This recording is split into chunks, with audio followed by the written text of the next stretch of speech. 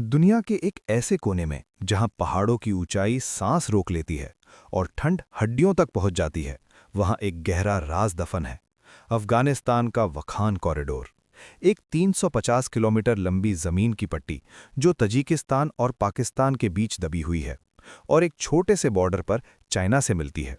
ये दुनिया की सबसे सुनसान जगहों में से एक है, लेकिन आज इस खामोशवादी में एक ऐसी हलचल शुरू हुई है जिसने पूरी दुनिया की नज़रें यहां टिका दी हैं। तालिबान यहां एक सड़क बना रहे हैं। उनका दावा है कि ये 120 किलोमीटर लंबी हाईवे अफगानिस्तान की किस्मत बदल देगी। मगर सवाल ये है कि अगर ये सड़क इतनी ही ज़रूरी है, तो इसे दुनिया की नज़रों से छुपाया क्यों जा रहा है? क्यों इस प्रोजेक्ट की कोई ताज़ा तस्वीर या जानकारी इंटरनेट पर नहीं मिलती? आज हम उस सच की तलाश में निकले हैं जिसे the road they don't want you to see कहा जा रहा है।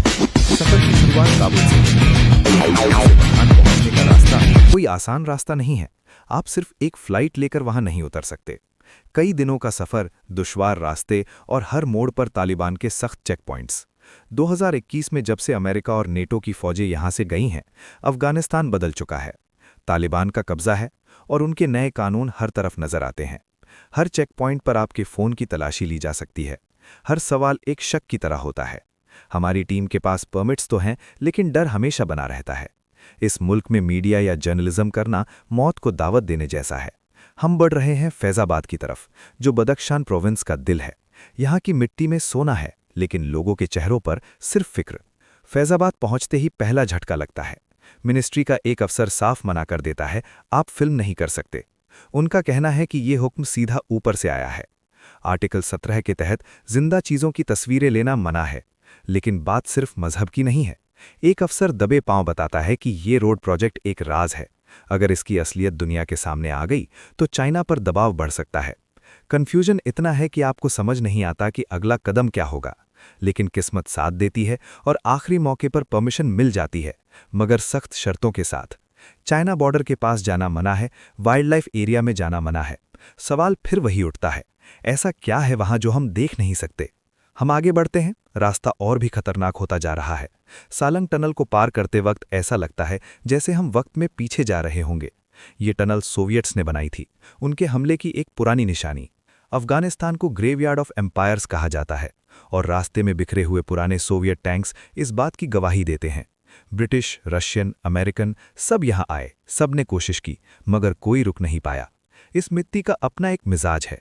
हम जब वखान कॉरिडोर के गेटवे इश्कशीम पहुंचते हैं तो एहसास होता है कि हम अब इंसानी दुनिया से कट चुके हैं। यहाँ ना सेल सिग्नल है, ना साफ पानी और ना ही कोई हॉस्पिटल। अगर यहाँ कुछ गलत हुआ तो मदद मिलने में दिन लग जाएंगे। अब हम उस 120 किलोमीटर की सड़क पर हैं जिसे तालिबान इकोनॉमिक होप कह रहे हैं, लेकिन जब हम इसे अपनी आंखों से देखते हैं तो हैरानी होती है। क्या इसे ही हाईवे कहा जाता है? ये तो सिर्फ मिट्टी और पत्थरों का एक कच्चा रास्ता है। न कोई बिटुमिन, न कोई मॉडर्न इंजीनियरिंग।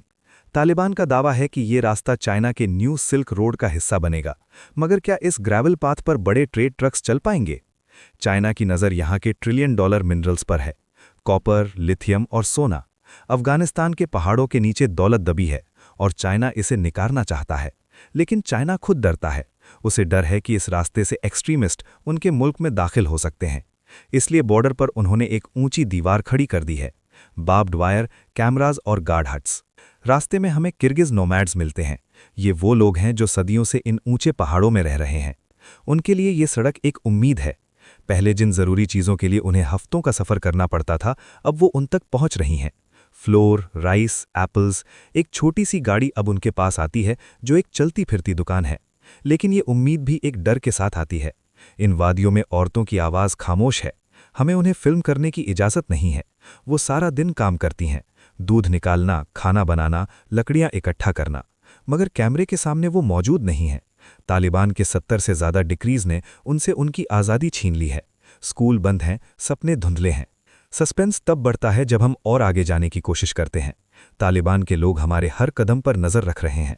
जब हम बाजा गोम्बुत पहुंचते हैं, जो चाइना बॉर्डर के सबसे करीब का पॉइंट है जहां हम जा सकते हैं, तो माहौल बिल्कुल बदल जाता है। हवा में एक अजीब सी टेंशन है। वहां का डिस्ट्रिक्ट हेड हमसे पहला सवाल पूछता है, क्या आपका मुल्क नेटो का हिस्सा है? उसके बाद इंटरव्यू की हर उम्मीद खत्म हो जाती है। वो नहीं चाहते कि हमें सड़क के बारे में कुछ भी रिपोर्ट करें।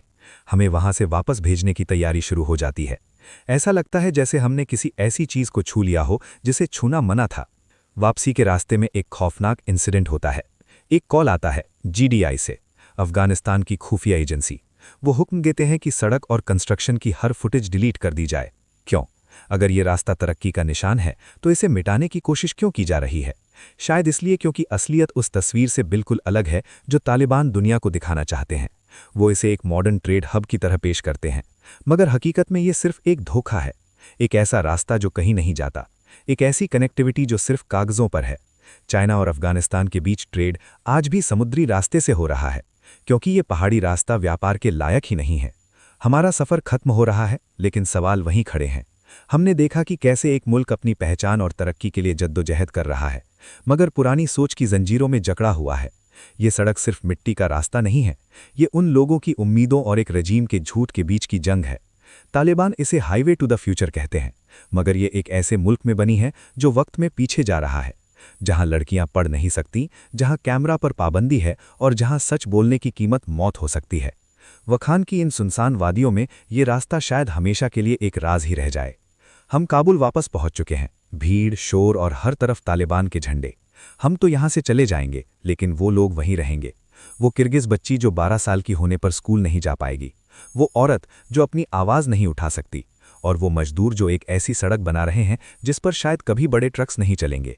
अफगानिस्तान की ये मिट्टी बहुत कुछ सहती आई है और शायद आगे भी सहेगी। लेकिन याद रखिए, हर रास्ता कहीं ना कहीं तो ले जाता है, मगर कुछ रास्ते सिर्फ इसलिए बनाए जाते हैं ताकि उन पर चलने वालों को यह एहसास हो सके कि असली मंजिल अभी बहुत दूर है। इन दुश्वार पहाड़ों के बीच ये वो रास्ता है जिसे वो नहीं चाहते कि आप देखें, क्योंकि इसका अंत उम्मीद पर नहीं, तन्हाई पर होता है।